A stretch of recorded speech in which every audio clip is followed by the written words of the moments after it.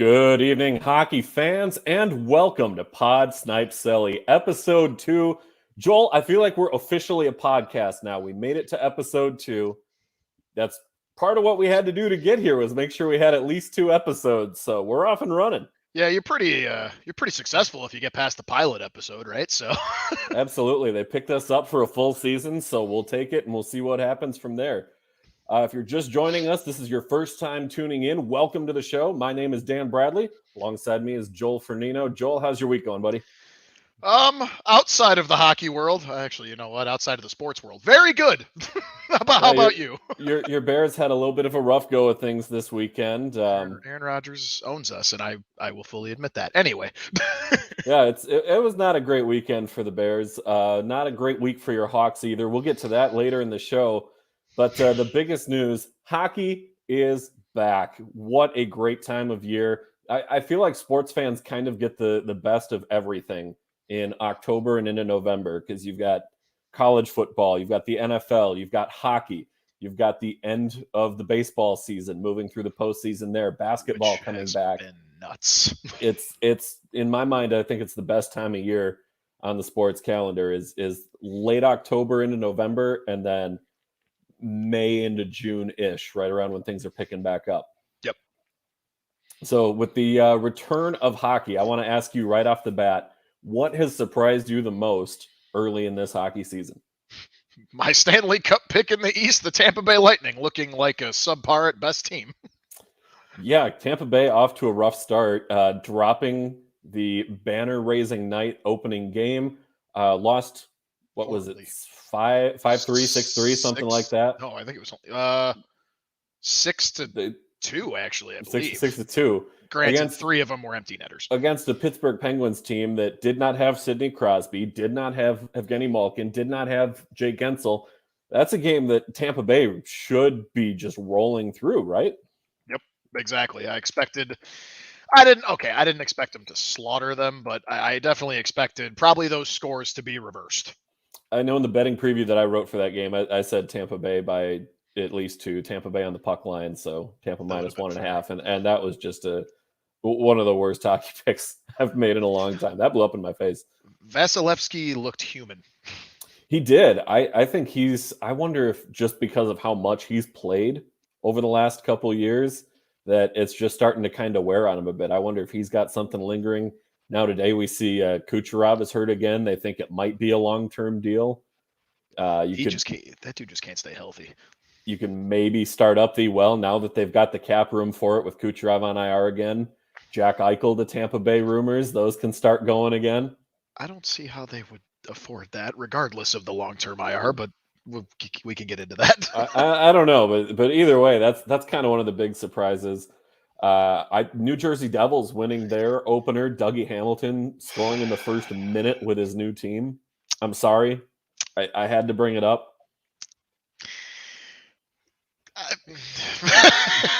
It's been a little bit of a grind for the entire road trip to start our season, but yes, the Devils did look. I will admit, I definitely sat there and was like, okay, like we got, blown out of the water in our season opener by the Avalanche, and actually we made it close, but at the same time, I was like, it's the Avalanche, they're the Stanley Cup favorite.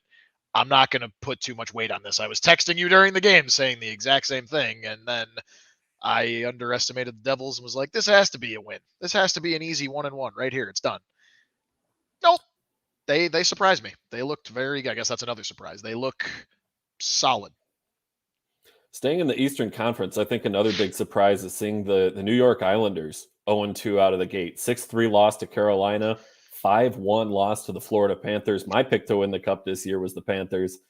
Islanders, the semifinal runner-up the last couple of years. They lost to Montreal last year and to Tampa Bay right before that. Oh, boy. You're not going to like this one. Aaron Rodgers owns the Bears. Jack Hughes owns the Hawks. I think it's a little early to say Jack Hughes owns the Hawks. That's the second time, maybe third, they've ever played? Yeah, and listen, Jack Hughes is going to have a breakout season. We all saw it coming, but that overtime winner, I'm not going to get too far into it. All I'm going to say is that Lankinen is still learning. He's still young. Any veteran goalie would not have come out that far. That's all I'm going to say. That's kind of fair. I think especially in the 3-on-3, that's way too far out of your net to be playing on that one. But he had to take a risk a little bit coming on the 2-on-1 rush like that. But put that celebration in the Hall of Fame. I am here for launching sticks into the crowd on goal celebrations. Give it to someone I who's thought going to it was love it and great. appreciate it. Find a kid in the crowd, point to them, get And them the just launch stick. it.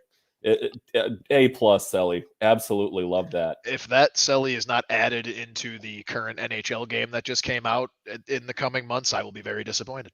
Might not be added to this one, but I'd bet it would for sure be in by the next one. That's It's fair. just got to be. Moving on, I want to talk about the Seattle Kraken here. Kraken are off to a Yes. 1-1 start to the year. Release the Kraken, losing in close fashion to the Vegas Golden Knights Yeah. in their opening game. They've battled back to get their record to 1-1. Joel, what have you seen from Seattle so far? What stood out to you? That home, or not home opener, but that season opener against Vegas, I didn't get a chance to watch their other two games too much. I did see the highlights of their win, but if anything, their loss to Vegas, I think, impressed me the most. Like, sure, they lost. They don't want to do that, but they came out of the gate swinging. Like they showed, and I'm not going to say I underestimated them. I didn't think they were going to be as good as Vegas was coming into the league, and I still don't know if it's going to be that, but they came out swinging. I mean, Giordano looks as good as ever. I think I don't think he needed to be rejuvenated, but it's like he is. He's got this shot of adrenaline going to a new team and everything there. And I mean, not to mention, what is I can't remember his first name, but Geeky, right? Morgan Geeky. Morgan Yep. Geeky. That kid can shoot. Like, Yeah, Geeky looks good. my God. Like that was probably one of the first waiver wire pickups I started thinking about in fantasy hockey was this Morgan Geeky kid. Yeah, he can play. They got a bunch of guys who really analytically, that was kind of their approach, was looking at some of the advanced stats and the metrics that don't necessarily show up on a score sheet. How well are you controlling the play entering the zone? How many shots does your team get when you're on the ice? Some of the more advanced stats like that. And all of these guys, it's just a very analytics driven team. And I think we're starting to see that as well with guys like Geeky coming through. Yeah. Like he's basically, to me, Geeky could be, this might be early, I get it. We're 3 games into their season. He could be the Kraken's William Karlsson.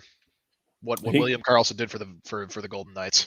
He could be. There was a lot of talk about that, and there was a lot of talk about McCann being in that role as well. Yep. Getting those first line minutes while Yanni Gord is still out, playing alongside Jordan Eberle on his wing. That's a line that could put up some serious points. Yeah, Jordan Eberle fell under the radar for me. I kept forgetting he was. I kept seeing Eberle skate up and down. I'm like, oh right, they grabbed Eberle too. They were buzzing. There was so much energy with that team. I mean, it looked like that was a team that was 82 games in, playing for a playoff spot. It had that kind of intensity to it. Exactly. You could not, to anyone who doesn't exactly watch hockey that much, you could not have shown them that game and been like, this is their first game in their franchise history. Like this is their first time ever playing together as a team. Like it was ridiculous. They kept fighting, they kept battling, and yes, I get it. Vegas ultimately won off of a very, some would say, controversial goal. Oh, that was 100% a kick. And I was like, all right, that's like 92% a kicking motion. I can see the arguments from certain angles where it could be argued the other way around. I was sitting there where I was like, that's got to be a kick. Like this is a tie game. We're going to overtime or not.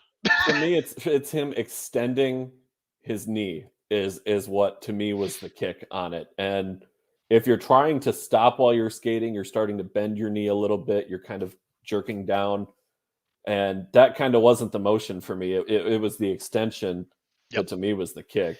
Yeah. But Seattle officially a member of the league now because, hey, you lost a game because of a questionable call. So welcome to the league, guys. You were victimized by the refs. Welcome to the show. Get it right out of the way in the first game. Much better now than later in the season. But welcome to the league, Kraken. I am excited to see what that team can do this year. I think they could finish, for me, I think at least third in that Pacific Division. Where do you have Seattle finishing? It's a good point because the Pacific Division is just so weak. Yeah. But I don't know if I'm going to put them all the way up at third. I think they're a team, and they showed me in those first 3 games they will battle till the very end. They have something to prove. They have one hell of a chip on their shoulder. So I would probably put them. I could see them hitting that first wild card spot, not the one where it's like, oh, there's a chance they're going to miss. Like I think they'll be pretty solidly in that first wild card spot without that second wild card really touching them too much. Who do you have finishing ahead for getting to the top 3 in the Pacific then? In the Pacific, so the easy winner in the Pacific is obviously, to me, I think it's Edmonton. Edmonton or Vegas? I'm going to say Edmonton because as great as Vegas is, and Vegas is going to be back in the conversation again, they're going to be. I still have them going to the Western Conference Final. Potentially, if they can beat the Avalanche, but well, no, that's who they would play. That's who they would play. Yeah, that's who they play. So that's what my matchup is. But just seeing what they did with the Kraken, and not to take anything away from the Kraken, obviously we're seeing they're going to be a good team. They're going to come out hard every night, but I just think there's still those occurrences with Vegas where it's like they have trouble finishing a game. They come out hard. Mhm. They are so solid defensively, offensively, goaltending. Robin Leonard is going to be good again. He's not going to be a Vezina finalist or anything, but he's going to be good. And there's just always that little. It's almost like they dial it back, even if it's only for half a period. It's enough to get that team to come back, whoever they're playing. Good team, bad team, whoever it is. And I think that's also why you've seen them not be able to finally win the big one. Could they do it this year? Yeah, absolutely. But to the start of the season so far, they show me that I think Edmonton can go off, take that division, but then also probably pull a choke like they usually do. Well, one thing that works in Edmonton's favor is that Stone and Pacioretty are going to be out for a little while. So Vegas is going to need some guys to step up, and that could be a spot where Edmonton really kind of foot on the gas out of the gate. You see Connor McDavid picking up a hat trick against Calgary the other night. He's got 5 points in 2 games already. McDavid's the best player in the league, right? Do you have an argument for anybody else other than McDavid is the best in the league right now? Absolutely not. There is no one that can no McKinnon, no Crosby, no Ovechkin. Crosby has fallen off. My boy Kane has started to fall off. Who did you just mention? Oh, McKinnon. I mean, McKinnon is probably the only one that you can come near me with an argument. But even then, it's clearly McDavid.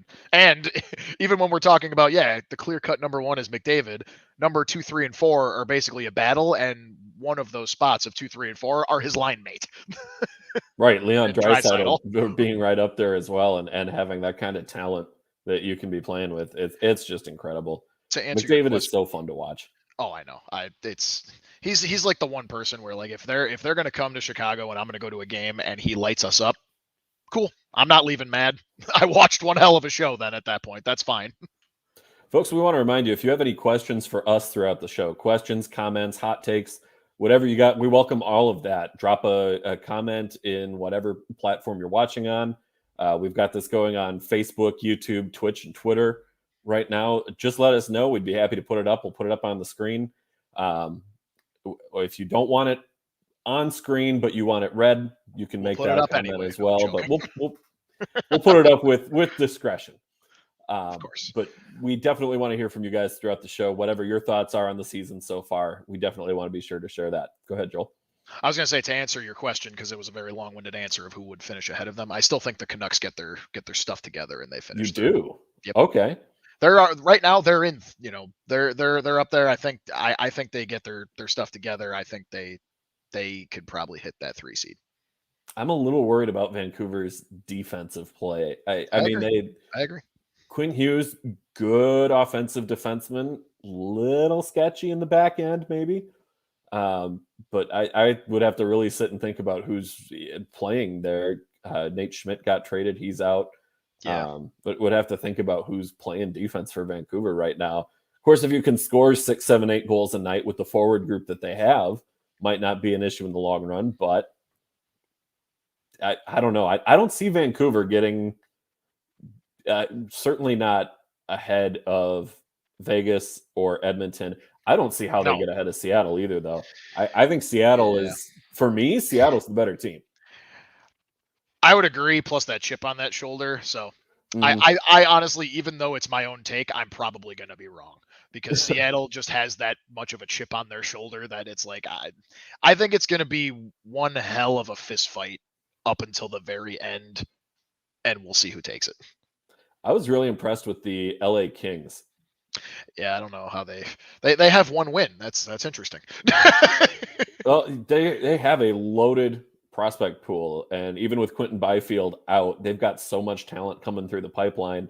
Plus, they just picked up Dano, they picked up Arvidsson. These are going to be players who are going to be a factor on this team for quite a few years, I would think. Plus, with all these young guys coming in, do you think LA maybe cracks in and gets a playoff spot? I was thinking about it. I was kind of looking at the standings, and I saw some of the highlights of how they played. Maybe, right? Mm. Maybe because obviously, the what I thought the Central was going to be doesn't look to be. So, I mean, yeah, I could definitely see the Kings cracking Well, in there. I do seem to recall last week that you said that your dark horse team to make the playoffs One was of the them. Chicago One of Blackhawks, and them. that's actually where I want to go next with a little bit of home cooking. Takes on our hometown teams. Joel, you've got the Blackhawks jersey on tonight. You've got the captain He's back. representing. He's back. He's back. Give me. I'm going to just give you some time to just let it all out. Chicago not off to a great start to the season. Joel, what's going wrong with Chicago? Jeremy Colleton. That's one. No, but I will get into that. So I think myself included, I think we put a little bit too high expectations on them. I still have high hopes. I do. I still have hopes that they can figure this out, squeeze into that one or two wild card spot. Remember how I said, don't come to me when they might take that three. I don't think that's going to happen. That three spot is not going to be taken by them. If it is, cool. I'm glad to eat my own words about my own team. But I mean, their defensive play is atrocious. It's absolutely horrible. They're playing their own end, and yes, Seth Jones to start out against Colorado Brutal. looked awful. He was a liability if I've ever seen one.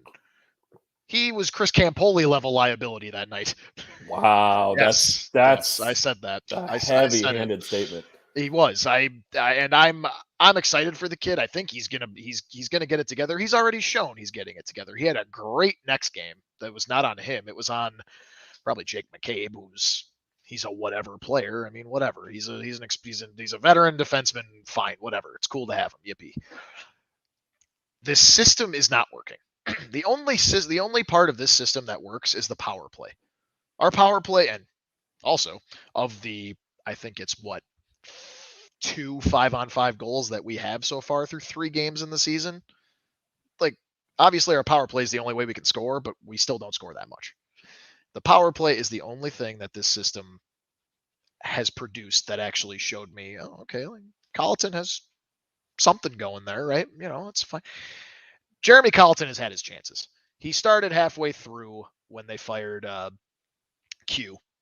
Mm-hmm. So I'll give them a wash that season. Their goals against the Blackhawks goals against that season was nearing 300. It was 292. Mm-hmm. That's horrendous, and that was the worst it had been in since before Kane and Taves were even drafted. Well, and not only that, but then on the back end, defensively, Keith, Seabrook, Letty, Exactly. Helmerson. That was a stat. That's how Chicago was winning their cups, was the depth that they had in the forward group, but unbelievable team defense. You forget some of the dark horses there too. Brent Sopel, Nick Boynton, they were huge. But anyway, he's had his chances. He had a full season. Granted, COVID struck towards the end of his kind of full, what was supposed to be his full 82 game, his first full 82 game season. Mm-hmm. People gave him the benefit of the doubt. I was kind of one of them a little bit, but still, we cracked into the quote unquote playoffs, right? Like Right. And we They won a, expanded 24 team field instead of the usual right. 16. We win a series against Edmonton and then get completely smacked by the Golden Knights. And that's fine. That was expected. Then you move to last season. I get it. Last season, shortened season, but horrible. And now to start this season, like the system does not work. Colleton is not the answer, but he's the yes man that Stan Bowman wants. Now, Stan Bowman gets benefit of the doubt because he's got 3 cups under his belt, 2 directly under him, and then the 2010 one, he was involved in a way. He wasn't promoted yet, though. So I don't know. To wrap this up so you can talk about your first place Wild. Yeah, buddy. We started off horrible. I'm going to the home opener tomorrow against the Islanders, who are also struggling. So hopefully we can get it together. Sounds like Kane and Taves, the 2 big leaders in the room, still are buying into Colleton's system. So I'll give a little sliver of a chance for the next maybe, I'm going to give it another like 5, 6, 7 games. First 3 games looked awful. We tied it up, went into overtime, all that good stuff, but it just does not look good. And I just don't want us to blow it all up and sell off Taves and Kane. But if that happened, I don't know if I'd be surprised. Let me ask you this. If they were to get rid of Colleton, who would you replace him with? You would think somebody maybe within the system. Nope. Maybe Rockford's coach gets called up. You're during the season anyway while you're doing a coach search. Okay. For now, for short term. But long term, who do you think, if Colleton goes and this is his last year, who would you want to see take over if Colleton is out? I'd have to look and see who's available. There was one name floating around that I would be willing to entertain, and that was Claude Julien. Okay. He's still out of the league, and I think that name floated around. There was one other name, I don't remember who it was. Right. Well, Julien was with Boston, and then was with Montreal for a while. Montreal fired him during the season last year, and then Montreal goes on the run to the Cup Finals. But Julien has built some pretty good teams through the years, and especially defensively. You look at the teams that he's coached; they're good defensive teams. Exactly. That would be a good, maybe not a great fit, but at least it would address a big team need. Yeah, and that's the thing. And again, I can, when you're going to talk about the Wild, I'll look. I can't remember. There were a couple other people that were out there. We'd have to do a search. I've seen John Tortorella's name thrown out there, but I don't think he's the answer. Give me Torts. That would be awesome. I love Torts to death, but I don't think he's the answer. Torts. Now, to be fair, he knows how to light a fire under some asses. I still don't think he's the answer, though, long term at least. I don't know that Tortorella's coaching style necessarily works with today's game. I look at how a team like Columbus, they're undefeated to start the year, 2-0 under Brad Larson, and immediately you're looking at guys who kind of struggled a bit under Tortorella's systems that are now playing better under Brad Larson. Exactly. Patrick Laine comes to mind, rock star entrance shit the other night. Did you see that? He was just decked out. He's got the goggles on and everything, just rocking it up. I saw a meme. He was like, "Why is he coming in here looking like young David Bowie?" A little bit. It's like, all right. Yeah, that was just incredible. Give me more players showing that kind of personality on their outfits walking into the game. You see it in other leagues too. The NBA does it. The NFL does it. Who's got the best suit game? Who's got the best, whatever they're wearing? Yep. And kind of started in the NHL with PK Subban to an extent. But as teams are starting to relax their dress codes now, I think the only team that said that they're not relaxing their dress code at some point this year is the New York Islanders. But everyone else has kind of said, you know what, we're going to relax it at some point. Let the players have some personality. I would absolutely love to see that. Oh, absolutely. I love the suit game. I love the costumes. There's so many different things that pop up. But talk to me about your Minnesota Wild. First place in the Central, 3 games in, mostly 3 games in. Hey. Yep, they got their third game tomorrow night. I'm trying to temper my expectations on this team a little bit. And the reason for that is because their first 2 opponents were the Anaheim Ducks and the LA Kings. Neither of those teams was a playoff team last year. The Ducks gave you a run for your money, though. Ducks did give us a run for the money. That was really concerning, honestly. And not only that, but it wasn't even John Gibson in net, but it was Anthony Stolars who was in net when the Wild played. Right. And they put 39 shots on him before they got a second puck into the back of the net. Marcus Foligno scores with, I think, like 7 seconds left in the game. And off the opening faceoff, Anaheim runs a set play and gets a really good scoring chance out of it. Darn near ties the game. That kind of worried me a little bit. Other thing I've seen from the Wild so far is it's been the depth players scoring. So the other night against LA, it was Frederick Gaudreau, it was Victor Rask, and it was Ryan Hartman. Now Hartman, Your boy, Victor Rask. former Chicago Blackhawk, Ryan Hartman. Chicagoan as well. I loved that pickup. I was through the roof excited when the Wild picked up Ryan Hartman. I told you we're going to love him. Really starting to kind of come into his own as a player in this league, as a reliable middle six forward, good center. And I really like having him on a line with Kevin Fiala. I think those two have some chemistry. Fiala scored in the first game. Yep.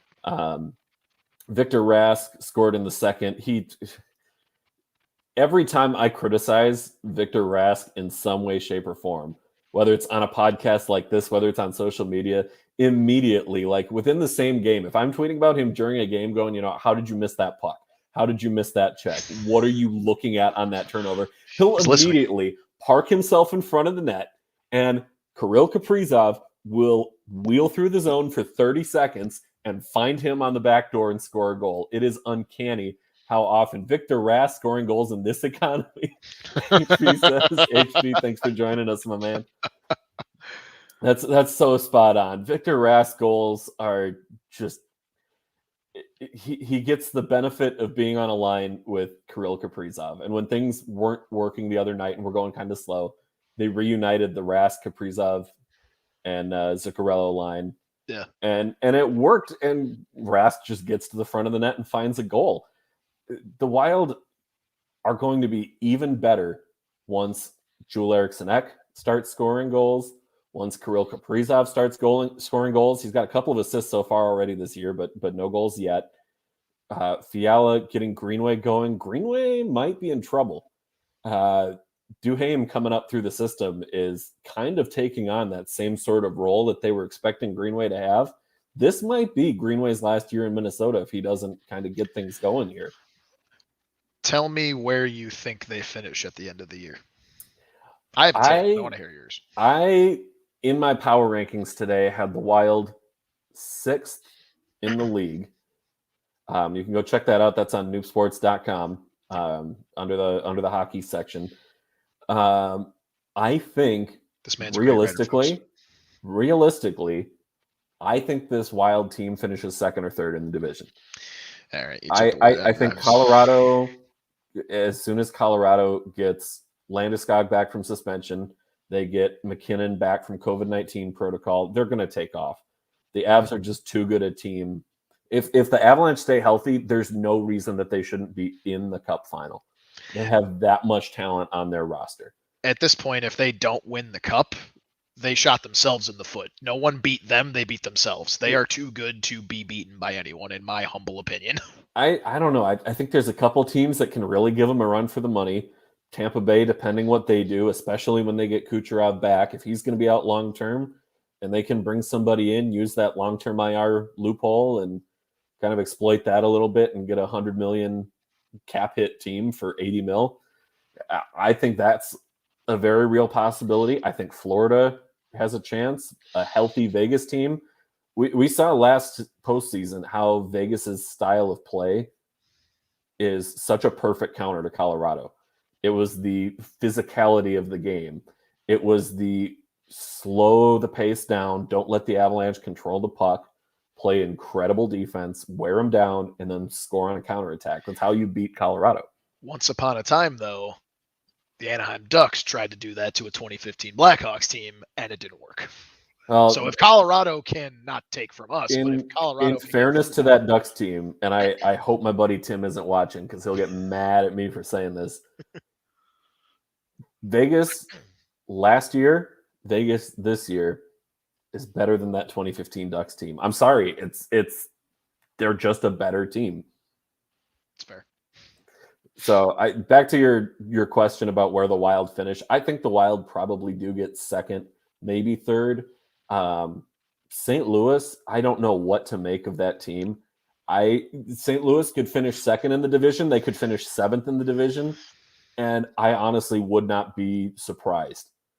I think St. Louis is kind of just so all over the place right now with kind of figuring out where are we at now. They're 2 years removed from their Stanley Cup win. They got swept in the first round of the playoffs last year. They're kind of in that, okay, where do we go next? My face. They're in that where do we go next stage. Dallas not looking promising out of the gate, and of course it's still early. They've got Ben Bishop is still on injured reserve. Jason Robertson is still he's on the injured list. Como's on the injured list. John Klingberg is on the injured list. They're all out right now. So it's kind of the same as last year for Dallas, is people are hurt. If they can get healthy, Dallas is a very, very good team. Yeah.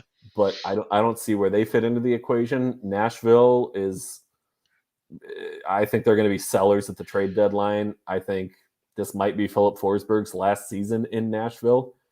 He's in a contract year. I think Nashville trades him at the deadline, stockpiles a few draft picks. If Forsberg wants to come back, that's his business. But at the very least, swap him to a contender, get him playing for a team that's in the mix, get some picks coming back in, some prospects, kind of go that route. I don't see Nashville as a playoff team this year. Maybe that's where Tampa go. Maybe Tampa makes phone maybe call so. out to Could Nashville. be a fit because they need a winger. So Arizona, they're a bottom 2 team in the league. Arizona is so bad. Yeah. They lost 2-1 in a shootout to Buffalo. And just how about Buffalo though? Buffalo's 2-0 to start the year. I'm sitting here making predictions like I don't know, man. I don't even know if they break 15 wins this season. And you were talking look about at them now. Bad that team was going to be, and then what do? They shut us up and they go 2-0 in their first 2 games. Good for them. Good for them indeed. Yeah. So Wild, I think second, but I'm trying to kind of temper that a little bit. I think they'll get a good test in the Winnipeg Jets tomorrow night. Scheifele is back from his suspension. Winnipeg is winless to start the year too, and anytime Winnipeg and Minnesota play each other, that's kind of become what the early 2010s Wild Blackhawks type games were like, in terms of the everybody hit everybody, push the limits of the rule book a little bit in those types of games. It's a rivalry there. It's a really gritty series, and I think it's a good early season benchmark for the Wild would be win tomorrow night in your home opener, defend home ice, and beat Winnipeg. For me, that's kind of where I'm at with the Wild. That's fair. I'm right there with you. I think that I could see him. I was going to surprise you. I'm like, I could see him finishing 2, maybe 3. I think they could make a push for 2. And then, then you got, I'm going to wait and see how the home opener for us goes tomorrow. If we can, take advantage of a struggling Islanders team in our home opener in front of the fans, maybe that's what lights a fire under their ass. Well, let's take a look now at some early season hot seats. We kind of already touched on Colliton, so we won't go into that one here. Who else do you think is on the hot seat as a head coach early this season? I want to hear your take first. You go first. All right. Well, I think for me, Dallas Eakins in Anaheim is on the hot seat there. He's got some young stars coming up with Trevor Zegras, Jamie Drysdale, Mason McTavish. Anaheim is in need of some change, and it comes from their front office and GM Bob Murray. It comes from Dallas Eakins as the head coach. Eakins was brought in to be a coach that was going to relate to the younger players. And with guys struggling to develop like Sam Steele and Troy Terry, these guys who are supposed to be kind of the future of the Ducks, Max Jones as well.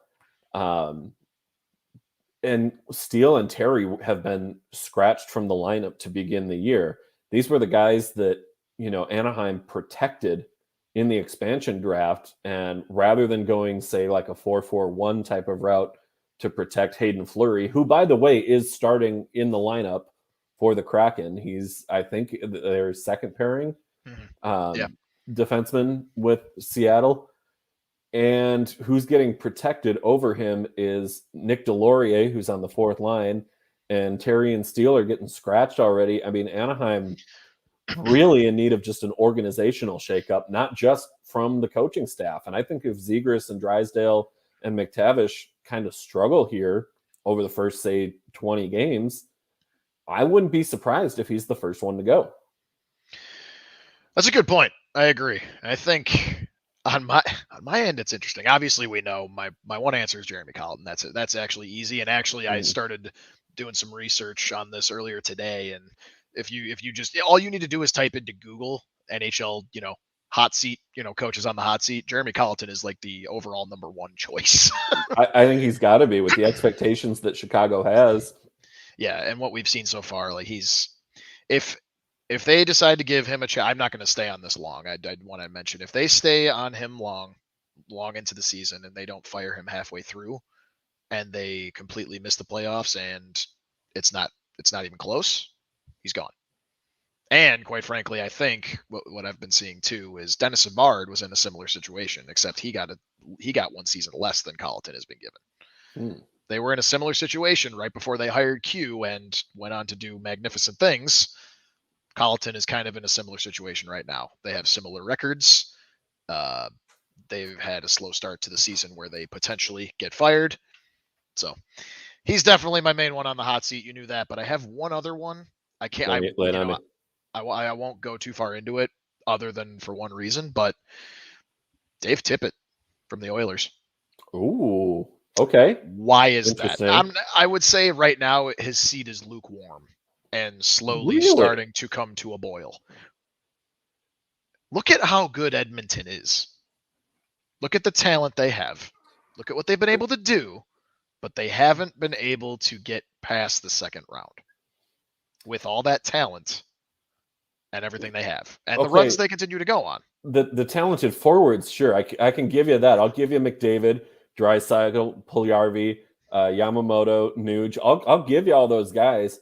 But defensively, what do you have? You have the shell of Duncan Keith out there. He's not where he used to be. They traded away Ethan Bear, who was arguably their best. I would say second best defensive defenseman. Adam Larson, who was their best defensive defenseman, is gone to Seattle in the expansion draft. Darnell Nurse is still there. He's probably their number one defenseman right now. He is. Tyson Barrie, a good offensive defenseman, but again, not so much defensively. You need a team that can play defense. And you've got upcoming, I think he's 39. If not, he turns 39 later this season, Mike Smith in net for you. And you're telling me that in the prime years of McDavid and Draisaitl, you're going to give me Mike freaking Smith?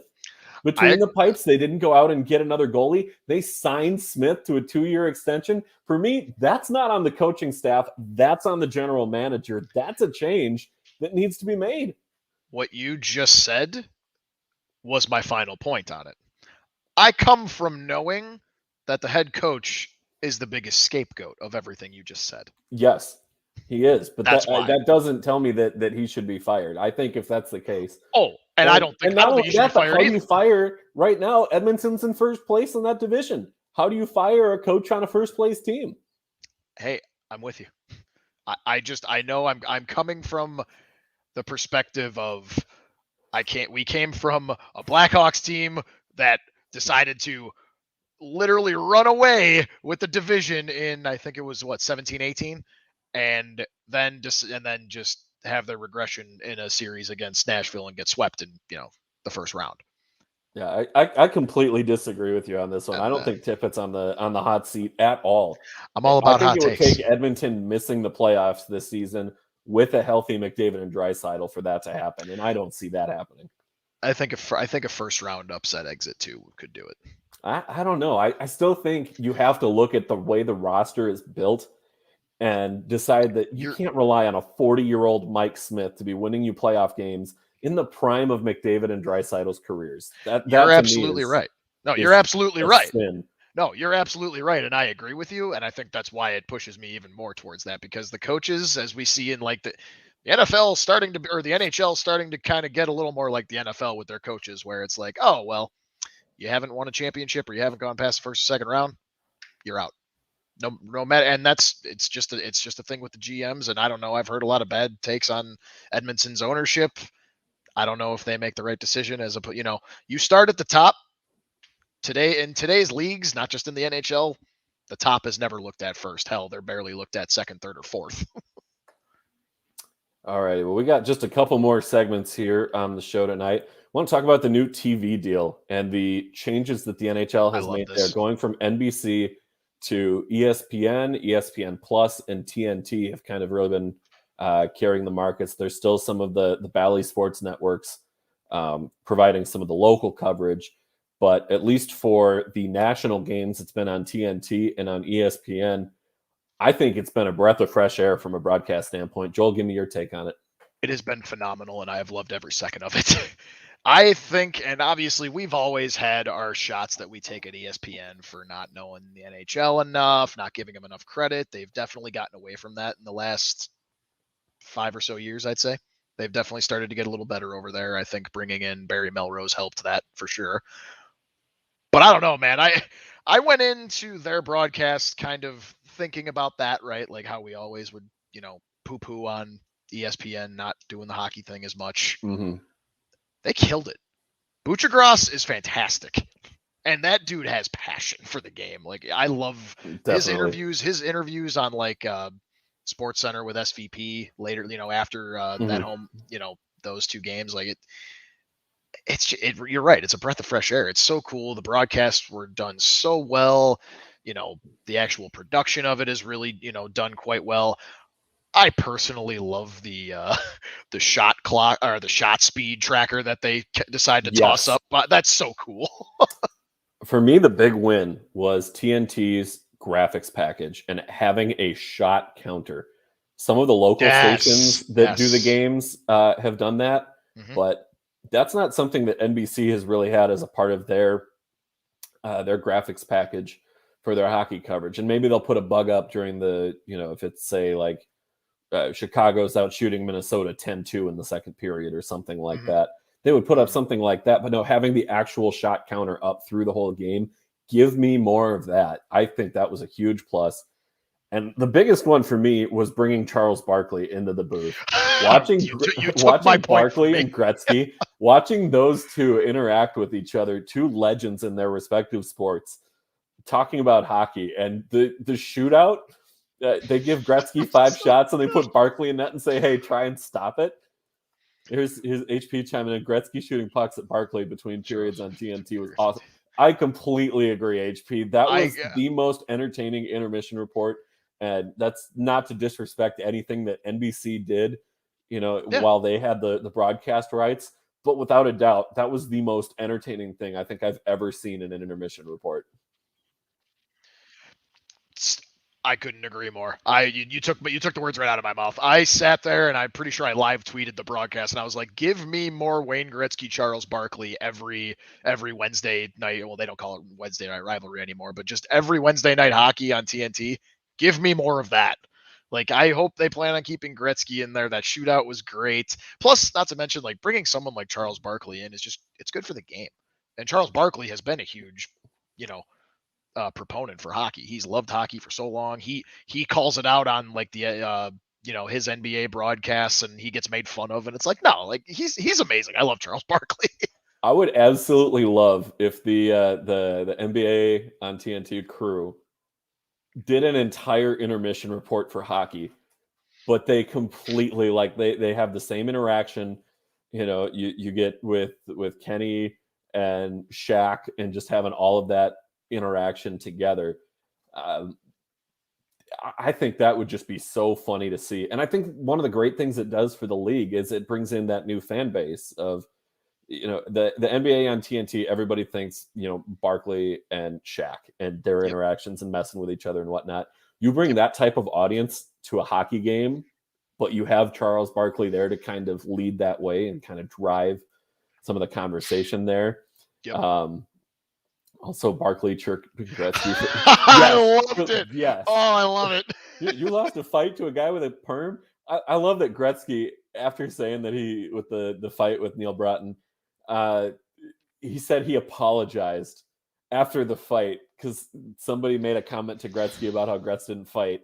And Gretz goes over and apologizes to Neil Broughton after the fight. That's the most Canadian thing I've ever heard in my life. I'm Just not surprised. incredible. Because Barkley touched on it too. Like, he's the most humble superstar there is in the world, and it's true. I mean, without a doubt, Wayne Gretzky is the GOAT of hockey. He doesn't act like it. He doesn't walk around with these broad shoulders. He's just like, yeah, I was good. I hope Ovi, I loved too how he just kept bringing it back up. He's like, Ovi, please break my record, please. I'm done with it. I want you to break my record, please. And that was the other thing too. Him interviewing Ovi in the post game. Mhm. Him interviewing Alex Ovechkin was, to me, must see TV. It was just such a cool. It was like both guys were humble, but both guys were kind of joking around with each other, and it's just fun to see.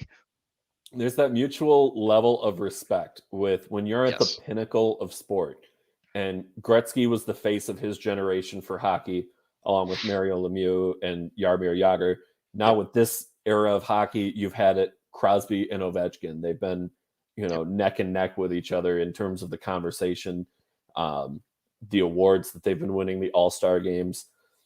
When you get that sort of cross-generational level of respect, exactly like you're talking about, as a fan, that's so cool to see. And for a casual fan who didn't necessarily know Gretzky or know Ovechkin, and that's not their familiarity with the sport, Yep. I think that was a cool thing for them to see as well.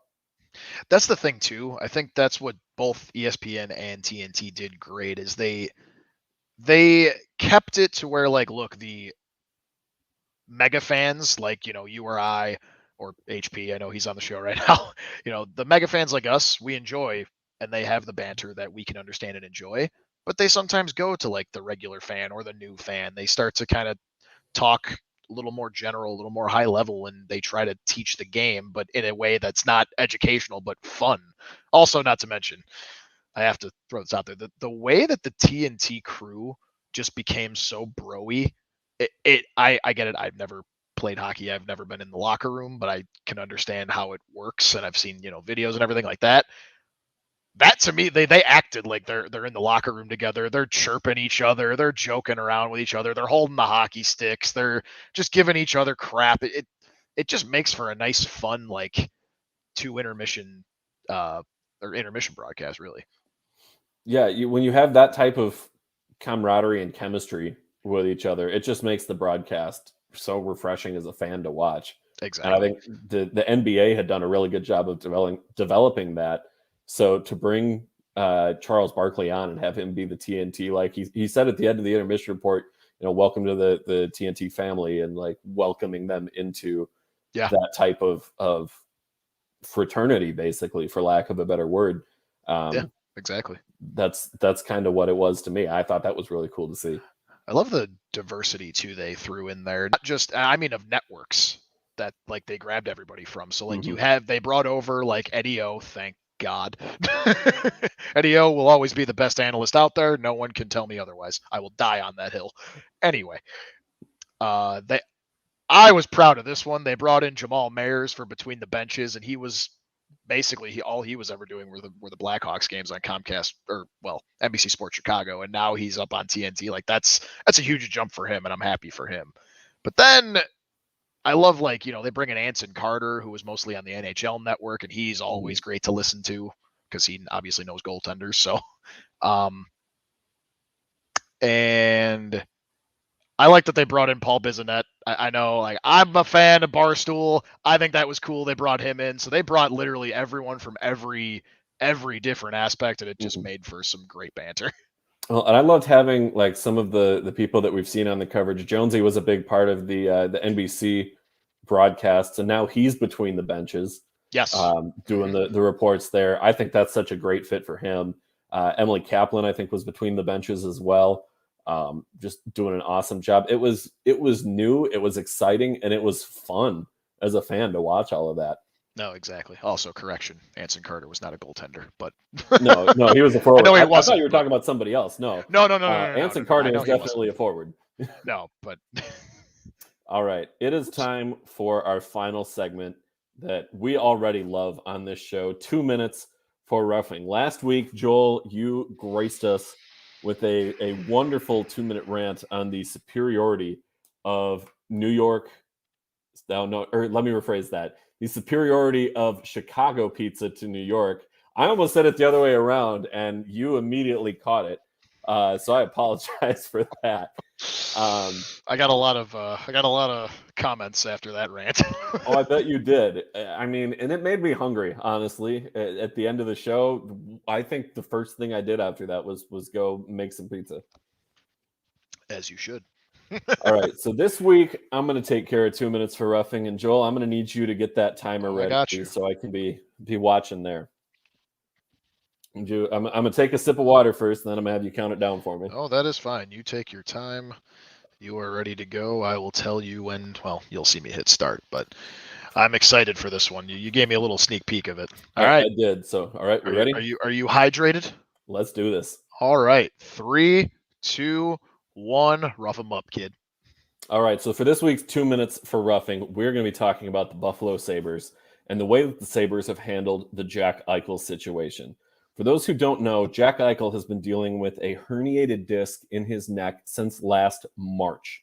He has not been able to go see doctors about it. He's been able to get medical opinions on treatment. He is not able to do physical therapy to recover from this injury. He needs to have surgery to get this corrected. The procedure that Eichel wants to have done is a disc fusion procedure. The team wants him to have a disc replacement procedure. That's exactly what it sounds like. Eichel wants to have two of his neck vertebrae fused together. Sabres want to have it just replaced. Part of the issue there is 10 years down the road, people who have the artificial disc in their neck instead have more medical complications 10 years down the road. For Eichel, who is trying to see where he is at and be able to play 2 years down the road, or excuse me, 10 years down the road, Yep. he needs to be healthy. He needs this fusion procedure rather than having a replacement procedure. However, the Sabres aren't letting him do that. Not only that, but Eichel has requested a trade out of Buffalo, and Buffalo has completely tanked his trade value. They withheld medical information from 30 other seconds. teams and would not let them look into, okay, where is Eichel actually at? Is he healthy? Is he going to play? If he gets this procedure, what is his timeline for return? They have absolutely and completely butchered this, and they're burning bridges with their current players as well. So other players are going to see Eichel's not the captain anymore because he wants to speak out for his own health. This is ridiculous. It's going to cost the Sabres players. It's going to cost them Eichel. It's a terrible situation. Shame on everyone involved. That is how we do 2 minutes for roughing. Well done. And I like that, we kept it hockey this week. We did. And we'll mix it up. Some weeks we'll do hockey, some weeks we won't. But I couldn't week, agree I think with we you needed more. to bring it back to hockey, and I'm fired up about this. I love Jack Eichel as a player. I want to see him. Yeah. The game needs him to be on the ice, healthy and playing, whether that's in Buffalo, whether that's somewhere else. But Buffalo really needs to get their act together on this because this is just ridiculous that it's taken this long. Yeah, I couldn't agree more. I think it's quite frankly crap what they're doing. They're not treating him. They're not treating him like a human being. They're treating him like an asset, and that's it. Yeah. That's it. And I, in the business world, I get it, but these guys are human beings. So like, there's only so much you can do, and it's like I think the doctor or like their medical staff, ownership, management, they need to take a good hard look and stretch those empathy muscles a hell of a lot more than what they're doing, and stop looking at it from a dollars perspective or a asset perspective of what they can get back for him. Well, and if I'm a player on the Buffalo Sabres and I see this is the situation that the captain is in, and they have stripped him of captaincy. He's not showing up on their roster right now. And they're not letting him get this procedure.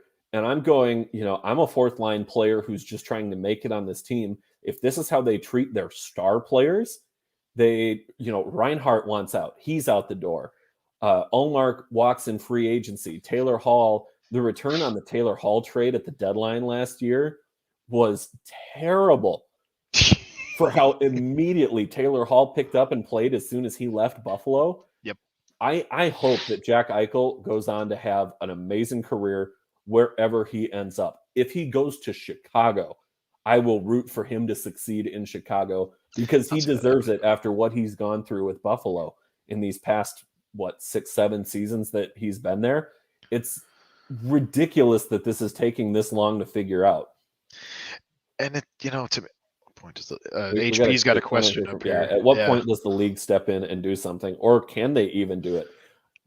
I have heard that there have been conversations with the league about getting Eichel back onto the ice in some way, shape, or form. I don't know what the Players Association, what kind of power they have to do it. I don't know what kind of power the league has to step in.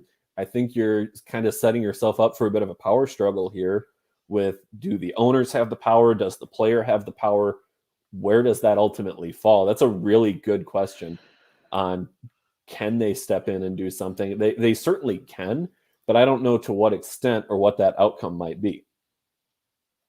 Yeah, no, I completely agree. And I mean, too, from the league perspective, too, like, do they take it one step at a time? Do they do a waterfall here where it's like, have these conversations, but he is still like, he's your player, you do what you got to do.